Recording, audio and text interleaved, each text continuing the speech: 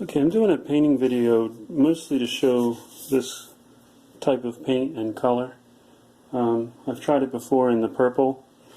It was kind of in like 50 degrees out when I tried it, and the paint was kind of splattery. So I wanted to try it again. It's a warm day, there's low humidity, and I'm even going to, as some have suggested, to warm the paint up a little bit in some warm water.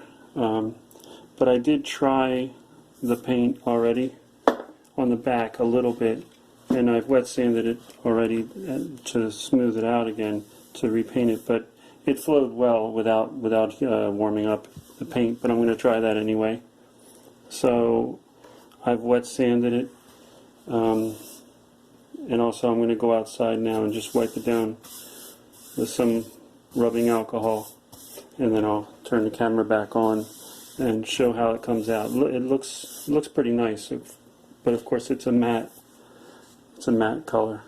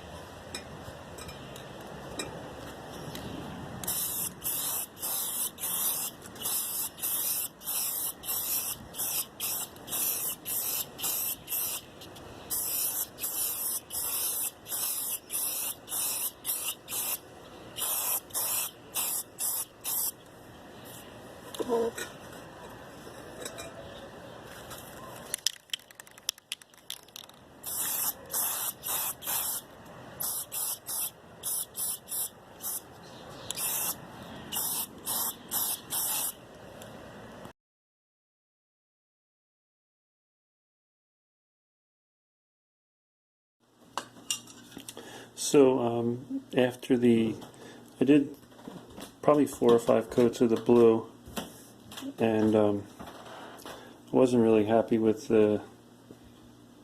just the texture and the shine of it.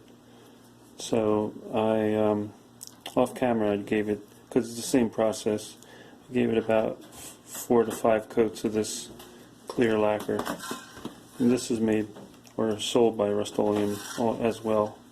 So I figured it would be compatible, and right now I'm just wet sanding.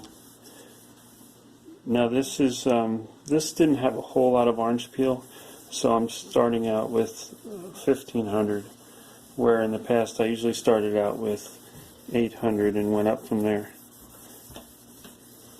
So again, I won't show every bit, but I start by polishing in one direction and switch to the next grit, and then change direction and then switch again with the next grit.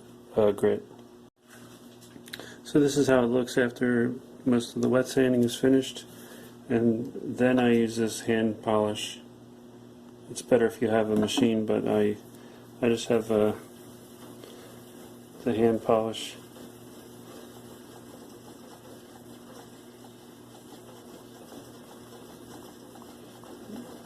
Actually, I use quite a bit of pressure.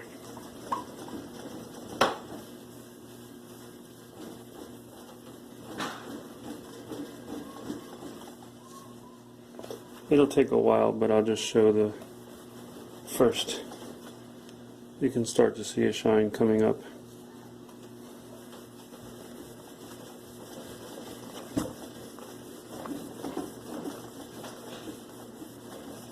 So yeah, that'll take a while, but it's starting to buff out. And I'll show it when it's all done. I'm outside giving this guitar a polish, and I'm just part way through. I'm sitting out on a bench outside, so I figured I'd show. I think it looks really good. It's actually polishing up better than most of the guitars I do, but like I don't see any scratches, I mean, you know, sanding marks at all yet. So happy with this, and I'll come back and show it when it's back together.